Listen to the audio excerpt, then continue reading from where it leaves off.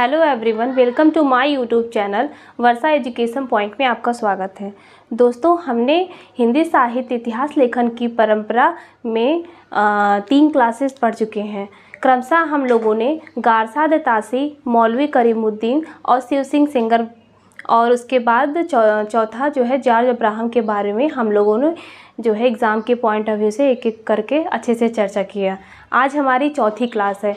आज हम लोग दोस्तों, जैसा कि आप देख रहे हैं, मैंने बोर्ड पे लिखा है, मिश्र बंधु के बारे में एक एक करके अच्छे से चर्चा करेंगे कि इन्होंने क्या ग्रंथ लिखा, कब प्रकाशित हुआ। जो भी एग्ज़ाम के पॉइंट ऑफ व्यू से इम्पॉर्टेंट है वही मैं आपको बताऊंगी, अदरवाइज़ कुछ नहीं इसमें एक्स्ट्रा बताने वाली, क्योंकि कोई मतलब नहीं है दोस्तों, हमारे पास समय कम है। ठीक है, हमको अच्छे से 3 महीना में अच्छे से पूरा हिंदी साहित्य कवर करना है।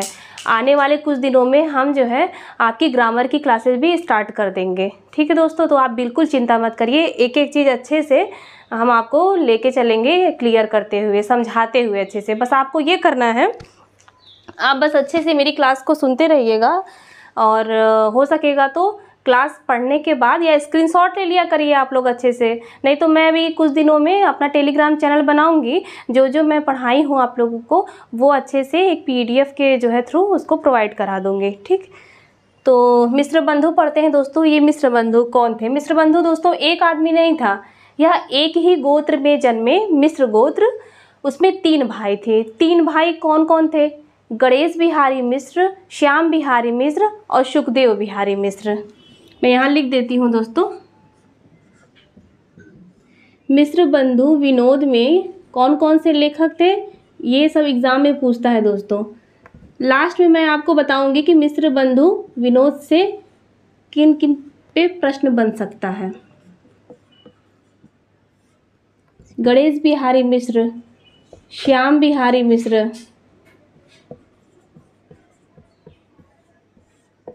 सुखदेव बिहारी मिश्र, ये तीनों दोस्तों भाई थे।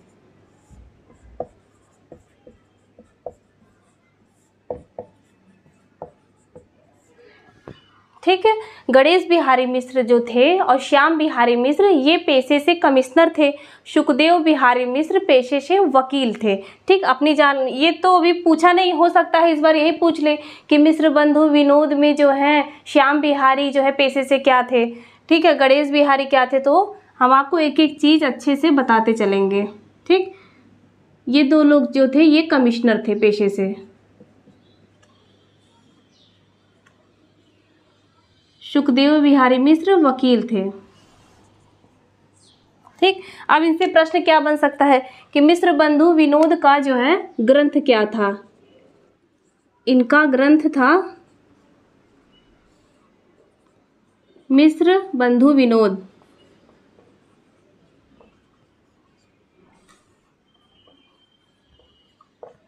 जो कि 3 भागों में प्रकाशित हुआ था। ठीक, कितने भागों में दोस्तों? मिश्र बंधु विनोद ग्रंथ 3 भागों में प्रकाशित हुआ था। प्रथम के जो 3 भाग थे वो 1913 ईस्वी में प्रकाशित हुए थे। जो चौथा भाग था वो अकेले का 1934 ईस्वी में प्रकाशित हुआ था। यहाँ से भी प्रश्न बनता है, मिश्र बंधु विनोद ग्रंथ प्रथम 3 भाग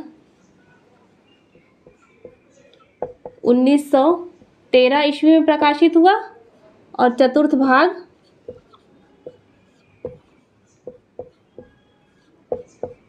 1934 ईस्वी में प्रकाशित हुआ। ठीक है दोस्तों, उम्मीद करते हैं आपको क्लियर हो रहा होगा। प्लस पूछ देता है कि इनकी पद्धति क्या थी। मिश्र बंधु विनोद जो ग्रंथ था मिश्र बंधुओं का, उनकी पद्धति क्या थी? उसकी पद्धति थी कालानुक्रम पद्धति। ठीक है, फिर उसके बाद पूछ सकता है कि मिश्र बंधु विनोद ग्रंथ में कितने कवियों का विवरण प्रस्तुत किया गया? इस ग्रंथ में दोस्तों 5000 कवियों का लगभग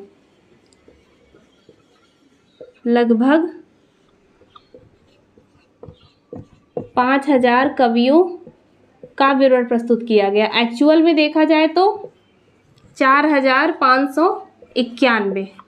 ठीक, क्या क्या हम लोगों ने पढ़ लिया दोस्तों? मिश्र बंधु कौन थे? मिश्र बंधु 3 भाई थे। पहला था गणेश बिहारी मिश्र, श्याम बिहारी मिश्र, सुखदेव बिहारी मिश्र। ये भी सीक्वेंस से पूछता है दोस्तों। पेशे से क्या थे ये? गणेश बिहारी मिश्र, श्याम बिहारी मिश्र कमिश्नर थे। सुखदेव बिहारी मिश्र वकील थे। इनका जो है ग्रंथ क्या था जो सबसे ज़्यादा इम्पोर्टेंट है, मिश्र बंधु विनोद। कितने भागों में प्रकाशित हुआ था? 4 भागों में प्रकाशित हुआ था। प्रथम का जो 3 भाग था 1913 ईस्वी में प्रकाशित हुआ था, चौथा भाग 1934 ईस्वी में प्रकाशित हुआ था। इस ग्रंथ की पद्धति क्या थी? इस ग्रंथ की पद्धति थी कालानुक्रम पद्धति। मिश्र बंधु विनोद ग्रंथ में कितने कवियों का विवरण प्रस्तुत किया गया? दोस्तों 5000 कवियों का विवरण प्रस्तुत किया गया। ठीक, आप लोग मेरे साथ अच्छे से दोहराया कीजिए जब मैं रिपीट करती हूँ लिखते हुए। फिर उसके बाद दोस्तों इससे प्रश्न ये बनेगा, इनकी पद्धति तो मैं यहाँ लिख देती हूँ, कालानुक्रम पद्धति।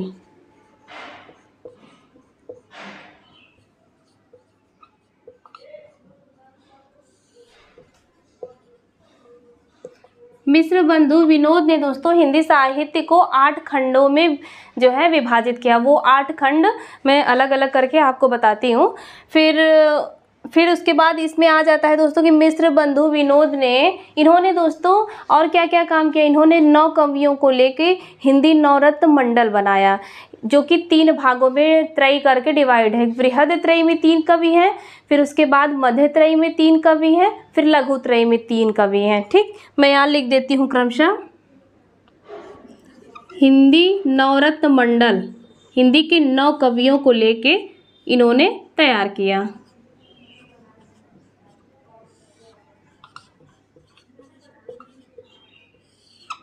ठीक है, हिंदी नवरत्न मंडल। पहला है दोस्तों बृहद त्रयी,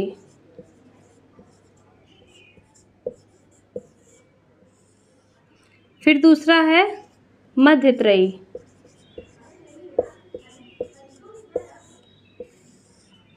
फिर तीसरा है लास्ट आपका लघु त्रयी। बृहद त्रयी में कौन कौन से जो है कवि थे?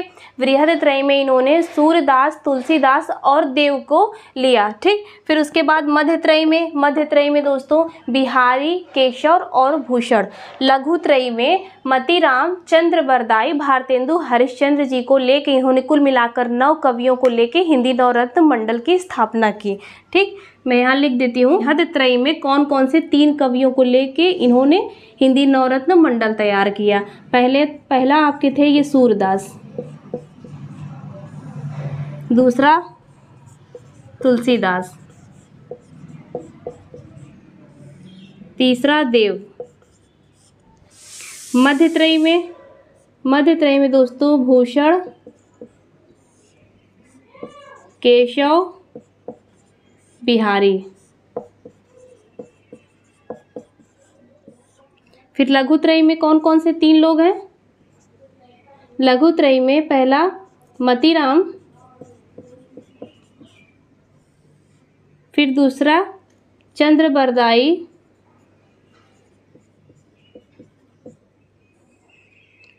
तीसरा है भारतेंदु हरिश्चंद्र।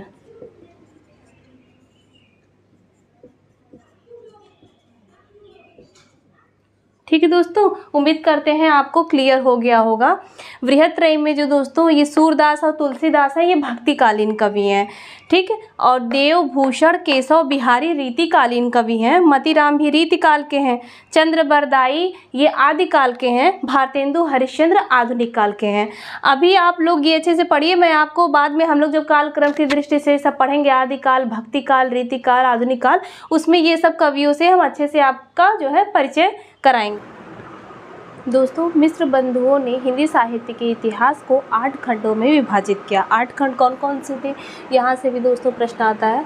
प्रारंभिक काल पहला, जिसके 2 जो है काल अलग अलग डिवाइड है। पूर्वारंभिक काल 700 से 1343 विक्रम संवत। उत्तरारंभिक काल 1344 से 1444 विक्रम संवत। दूसरा है दोस्तों माध्यमिक काल। यह भी आपका 2 कालों में डिवाइड है। पूर्व माध्यमिक काल जो 1445 से 1560 विक्रम संवत में है। फिर दूसरा है प्रौढ़ माध्यमिक काल जो 1561 से 1580 विक्रम संवत है। तीसरा है अलंकृत काल जो कि अभी 2 कालों में डिवाइड है। पहला है पूर्वालंकृत काल 1681 से 1791 विक्रम संवत। दूसरा है अलंकृत काल जो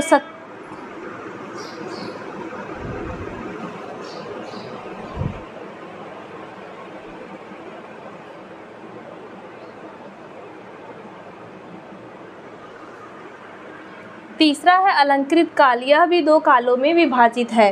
पूर्वालंकृत काल 1781 से 1791 विक्रम संवत। दूसरा है उत्तरालंकृत काल, ये भी 1791 से 1889 विक्रम संवत। अब है चौथा परिवर्तन काल, यह भी 1890 से लेकर 1925 विक्रम संवत है। इसका काल क्या है वर्तमान काल का, जो अब तक है 1926 विक्रम संवत से अब तक। दोस्तों उम्मीद करते होंगे कि आपको मिस्र बंधु से जो भी चीज़ मैंने आपको फैक्ट बताया है वो आपको समझ में आ गया होगा। दोस्तों यहाँ से मिस्र बंधु के बारे में बिल्कुल क्वेश्चन बाहर नहीं जाएगा। अब इससे प्रश्न क्या बनता है, इनसे जो है प्रश्न ये बन सकता है दोस्तों, जैसे कि मैंने पढ़ाया कि मिस्र बंधु जो विनोद इनका ग्रंथ है, इसमें इन्होंने 5000 कवियों का विवरण प्रस्तुत किया। तो इसको कैसे ये प्रश्न बना सकते हैं, ये प्रश्न इस तरीके से बना सकते हैं, दे सकते हैं कि हिंदी साहित्य, कौन सा ऐसा हिंदी साहित्य का इतिहास ग्रंथ है जिसमें जो काल विभाजन करते हुए सर्वाधिक कवियों का विवरण दिया गया। उसमें आप लोग देख लेंगे कि सर्वाधिक कवि, जैसा कि 5000 कवि मिस्र बंधु विनोद में है, तो उसमें मिस्र बंधु विनोद पुस्तक ऐसी है जिसने हिंदी के साहित्य का जो है काल विभाजन जो किया है उसमें सर्वाधिक कवियों का उपयोग किया है 5000। फिर दे सकता है कि ऐसा कौन सा जो है साहित्य इतिहासकार है जिन्होंने 5000 घुमा के, वही दोस्तों दे देगा, जिन्होंने 5000 कवियों का अपने ग्रंथ में विवरण प्रस्तुत किया है, मिस्र बंधु जो हैं। फिर उसके बाद आ सकता है कि मिस्र बंधु विनोद पुस्तक जो है उसका चौथा भाग कब प्रकाशित हुआ था, उसका चौथा भाग 1934 ईस्वी में प्रकाशित हुआ था। कुल कितने भाग हैं, 4 भाग हैं। प्रथम के 3 भाग कब प्रकाशित हुआ, 1913 ईस्वी में प्रकाशित हुआ। दोस्तों उम्मीद करते हैं आपको मिस्र बंधु से चीज़ें जो भी मैंने आपको फैक्ट्स बताया, समझाया, वो आपको अच्छे से क्लियर हो गया होगा दोस्तों। ठीक है दोस्तों, तो दोस्तों इसी श्रृंखला को हम ऐसे ही आगे बढ़ाते जाएंगे। ठीक है, आज की क्लास ज़्यादा नहीं बढ़ाएंगे। और दोस्तों हम जल्द ही आपका जो है डेली का तो मेरा एक क्लास आता ही आपको हिंदी साहित्य से संबंधित।